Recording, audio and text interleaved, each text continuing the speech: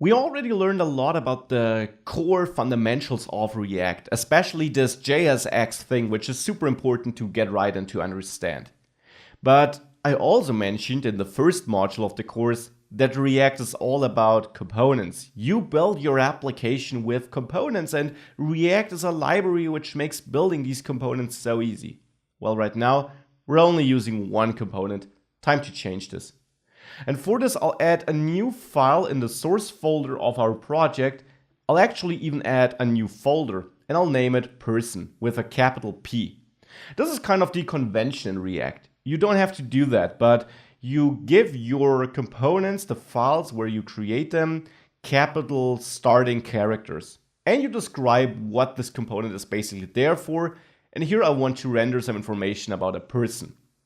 Inside that person folder, which is stored in the source folder, I'll create a person.js file. Again, following this convention of having a capital starting character and describing what this component is about. Now in there, I want to create a component. And we already did this. Actually, we got this out of the box in the app.js file by extending the component class from the React library. We can absolutely use this approach, and it will become more important later when you also learn about state, which basically allows you to change your component at runtime, you could say. But most of the time, you should use a different form of component or of creating components. A bare function, a simple JavaScript function. Because in its simplest form, a component is just a function which returns some JSX, some HTML, you could say. Now, of course, you can create a function with the function keyword. You could name it person, here with a lowercase starting character, which also is kind of convention here. You could use a capital one though. And then you could return some JSX here. You can absolutely do that. You could also use the ES5 syntax of creating a variable, which holds a function, which in the end would result in the same. But I will use ES6 in this course, which I strongly recommend doing. It is kind of the best practice when creating React projects. It gives you access to many new and modern features. Hence, I will create a variable not with the var keyword, but with the const keyword, because I don't plan on changing this variable, effectively making it a constant, and hence we should mark it as such. I'll name it person with a lowercase character. As I said, you could choose person with uppercase P, but you often see the function name being all lowercase. It should otherwise be the same name as your file name though, or as the component name you want to use. Then I will assign a value to this variable, or constant to be precise, and this should be a function. Now I could again use function here, but actually I want to use the ES6 function syntax, this arrow function syntax.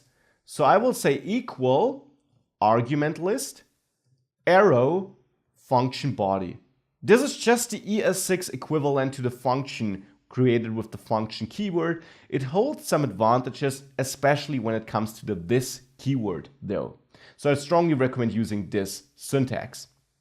If this is brand new to you, now you know it, and in general, you might be interested in also diving into some ES6 courses or learning materials to simply learn about all the awesome features ES6 has to offer, like this one.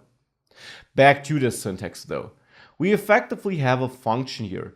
And as I said, in its simplest form, a component is a function returning some JSX. So let's do that. Let's return some JSX. And we could simply return a paragraph here where I say, I'm a person. Now this alone creates a valid function which we could use as a component, but we also have to do two other things. Do you have an idea what we have to do? For one, we need to import React, because keep in mind, this JSX syntax is transformed to React create element. And to be able to call this method, we need to import React with a capital R from the React package, like this. So just as we do in app.js here. We don't need the component though, because here we're not using a class which extends component, instead we're creating a function. We still need to export that function though as the default of this file. Here we export this person constant which holds this function. With that, let's save the file so that this dot up here disappears and we only see the cross. And now we can start using this component in other files of our project. Namely, in the only other component, our root component we have yet in the app.js file. There, I will add an import, and I will import person.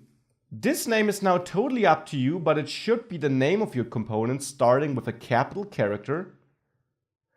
From /, because it's a relative path, the person folder, so referring to this folder, which is in the same path as the app.js file, and there the person.js file, though we can omit the .js because it's added automatically by the build workflow.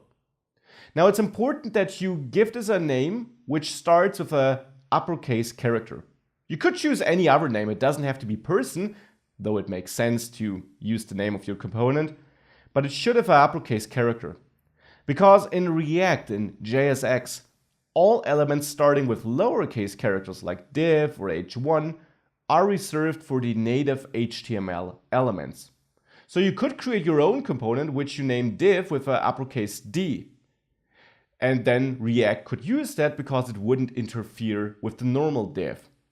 And for the same reason, you should give your person the uppercase character so that React identifies it as a custom component.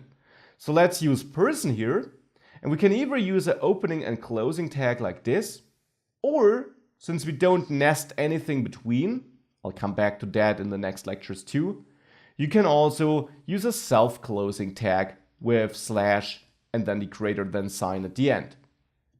With that, if you save this file too, and you now go back to your application with npm start still running in the terminal, you see I'm a person being rendered below our app component content.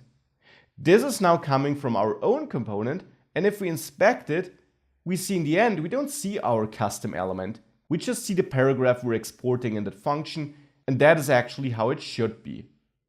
So this is now our own component getting used. Of course, using it like this is already nice, but what exactly is the benefit of creating it like this instead of simply adding the code right into the app.js file? Let's do more with this component to see that benefit in the next lecture.